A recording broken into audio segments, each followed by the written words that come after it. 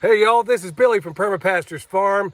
This is part 3 in the homestead, or rather preparedness items that nobody ever thinks about or we don't give enough thought about.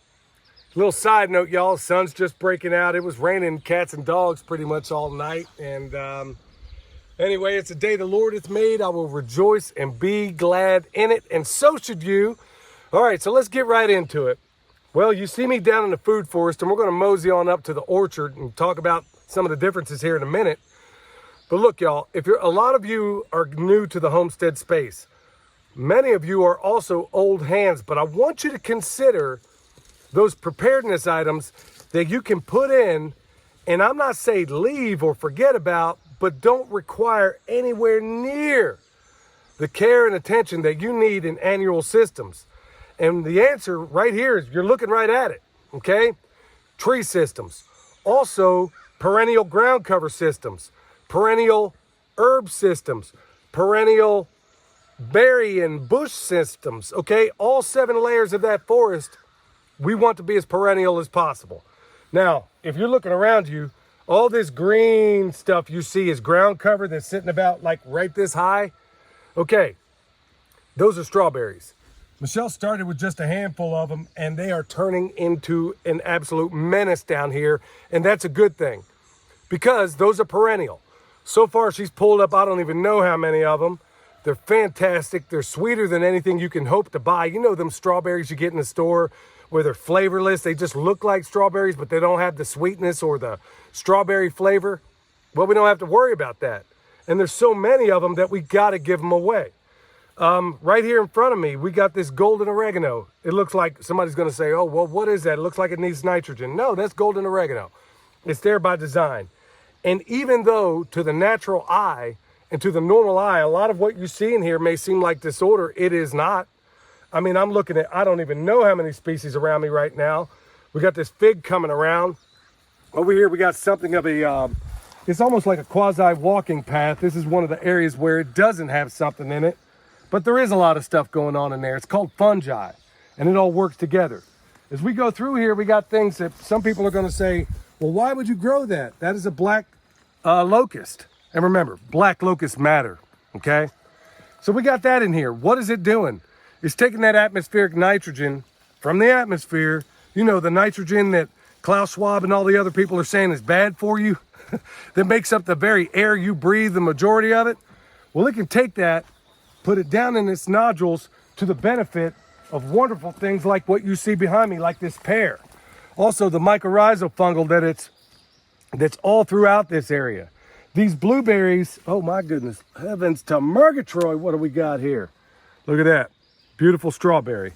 Over here, blueberries, they're just now starting to really kick. And why? The biggest reason is, okay, it's been almost 3 years into it, and now all the blueberries that were kind of like, I think I can, they're now blowing up.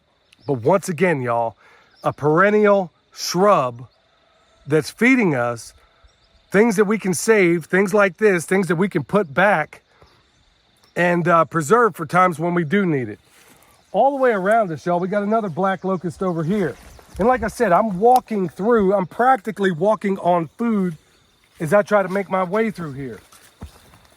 Folks, the reason why I'm covering this, a lot of people that get into the homestead space automatically go into annual systems. There's absolutely nothing wrong with that. But every year you're gonna have to put it back in, get a harvest or not get a harvest, or you can put in other systems like what we got right here, this food forest, and it can be an orchard. We'll show you that in a minute. Where you put it, look, y'all, I want to be very, very clear that it's not that you just put it in and forget about it and it just comes back. Every once in a while, they do need a little bit of attention, but then you get to the point where you just kind of remove yourself from it. And this system, just like the late great Bill Mollison always said, it gives more energy than what it requires. So does that seem like a system in these times where all of our food systems are just touch and go right now? Does it seem like a really good thing to have in these times? Or really, like my friend Jack Spirko says, if times get tough or even if they don't? To me, the answer is a resounding yes. And then you got other things that are mixed up in here. Like I said, another blueberry. I mean, another blueberry right there all over the doggone place. and it's tied up with this comfrey, okay? Is that something I want to yank out of there? Is that comfrey something I want to harvest? Yeah, maybe I want to take its leaves and put it as a mulch ring on this tree. Maybe that's something I want to do. Or we got so many different things, y'all, as we go down through here. I don't want to step on too much because like I said, you can't even walk in here without stepping on doggone strawberries right now. Isn't that a wonderful problem to have? Now, this is the example of a food forest, and look at that peach. Boy, she's coming around. And we got some up the hill that are working in exactly the same way. Before I move on to an orchard, let me also say that right over there we got a road, okay? It's not a very well-traveled road. Not many people go up and down it, but it is a road.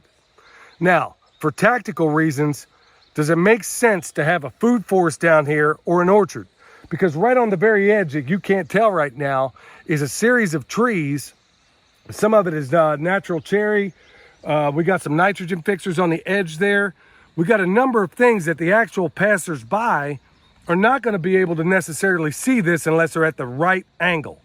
That's also another good, awesome tactical reason why you want something like this. So here we are, y'all. This is 3 years in, and this thing is absolutely booming. Now let's move on over here and talk about an orchard system, because that might work better for you. As we were walking over to the orchard, like I said, this is a food forest. William pointed out something that a lot of us would walk right past or really not even know the consequences of. Sorry, y'all, I'm still salivating. I just ate that strawberry in between takes. Right over here, look at that. Growing right up through the middle of this strawberry plant, what do you see? Mushrooms, the fruiting body of all of the mycelial layer that is down in here. We've seen, I don't even know how many different varieties, and it's all because of the wood chips we have down in here. They're breaking down. The fungus is doing its work. I mean, it is the mouth and the internet of the forest. We got more right over here. Check this out. Growing up in between there. So there is a symbiosis. We seem to think in our Western culture that everything has to be in isolation, that we put our strawberries over here, we put our fruit trees over here. Do you see that in nature? No, you don't. You don't see anything growing in isolation. So that's exactly the dogs we take to the hunt. And that's why I got a smile on my face every time I walk out here, because I see the Lord's hand at everything we do. I mean, we see it in nature, but we also try to replicate it in every single way we possibly can, where not anything is in isolation. So even, you know, I heard Jack Spirko say something the other day in that interview with Jeff Lawton, and I think we ought to consider that. Now, there was a guy that told him, hey man, I'm just going to give up on I'm going to give up on growing any kind of food, because every time I do, the deer come in, they wipe it out. Or maybe in your case, it might be the rabbits. They come in and wipe it out. Okay, well, we grow enough and we share with them. Okay, we always leave 10% back for nature anyway. Well, except for the deer, because I got bone sauce on all this stuff and they're not exactly rolling up in here, you dig? We couldn't grow a tree until we did that. But if you're in that situation, maybe like Jack said, your garden or your whatever it is you're putting in that's bringing in these rabbits and deer, maybe it's a deer garden. Maybe it's a rabbit garden. Maybe it's, depending on where you live, maybe a possum garden. But there are things that you can harvest that are trying to harvest what you want. Is that something you can eat? Consider that. Consider that. Let's move on. Another thing that may work for you, that may not work for everybody else, okay, is an orchard. Okay, there are distinct differences between a food forest and an orchard. In some cases, like we've done, especially at our place in Texas, where it may start off as an orchard and then you transition it into a food forest. All depends on what your needs are. But we definitely, because ultimately the idea is to someday make this place something of a demonstration site where folks can actually come here, three-dimensionally see it, and think about how they want to replicate it at home. Right here, we got this peach. This thing's only 3 years old and it's absolutely blowing up. But the same principles apply. Down here, we got all of this wonderful stuff. We got a little bit of yarrow over here. I mean, obviously, just like we talked about before, our ground cover is literally strawberries. We have edible ground cover, but it's perennial. It's things we put in that we don't have to come back to. Right here, got this one down the way at the Farm Connection. We talked about them before, and that is a false indigo. Nitrogen fixer. Can I eat it? No, but you also got to be thinking about taking care of your allies. It's not just, if I consider, for example, this peach tree, my army, an army marches on its stomach, you dig? Well, they need a support mechanism. That's what everything on this ground, whether it's that comfrey over there, whether it's that black locust popping up out of there, right here, whether it's the strawberries, oregano, thyme, rosemary, you name it. And then we come over here to this other part of the system, also an orchard system that flanks this driveway. Going right back to our zones because it's easy to harvest, easy to manage. If you put it alongside your driveway, you got to see it every single day. So if something's out of whack, you can fix it immediately. That is part of the purpose of zonings. But right over here, we got rosemary, thyme, oregano, all around this, frankly, this hazelnut that I thought was dying. But here it is, blowing up right now.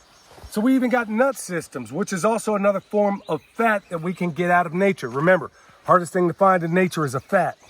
So think about all these things, doggone it. I mean, we got, oh shoot, right over there, raspberry, comfrey, thyme, oregano, all this stuff. You can see it a little bit better over here because it's not as developed. You got a little strawberry doing its thing over here. Got a clump of grass coming up, not a big deal. We'll deal with that. And then over here, another strawberry with a little strawberry on it that's actually ready to pick. How red is that? Not gonna find that in the store, y'all. So think about all these different things. This is why we're covering this part.